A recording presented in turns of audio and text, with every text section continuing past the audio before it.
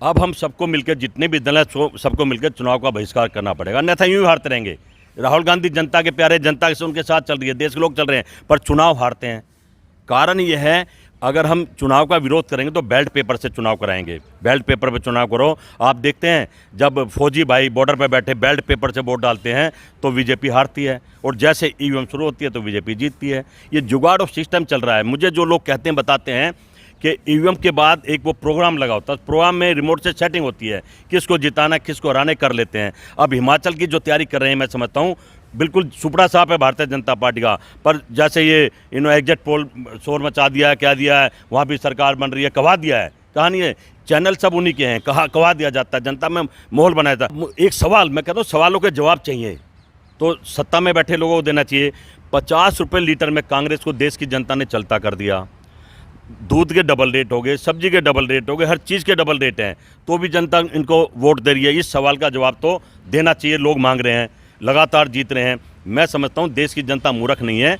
ये ईवीएम के द्वारा है, जुगाड़ के द्वारा है। डीएम के पिछले 2 चुनाव बिहार का डीएम से जीते, हरियाणा का डीएम से हज़ार वोटों से जीते। कहीं ना कहीं खेल चल रहा है। जो आदमी चला जाता है सुप्रीम कोर्ट में, भाई जांच कराया जाए, सुप्रीम कोर्ट उठा के फाइल को रख देता, 5 साल के लिए सुनता ही नहीं है, खत्म कहानी, अगला चुनाव आ जाता है।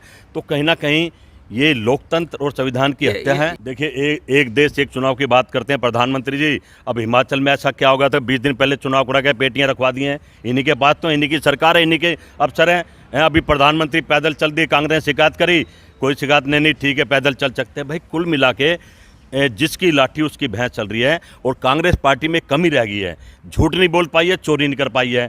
इसी बीजेपी सरकार ने शोर मचा मचा के सत्ता से फेंका था बाहर कि ये घोटाला, वो घोटाला, 2G घोटाला, दुनिया भर के घोटाले। 8 साल हो गए, घोटाला तो निकला नहीं।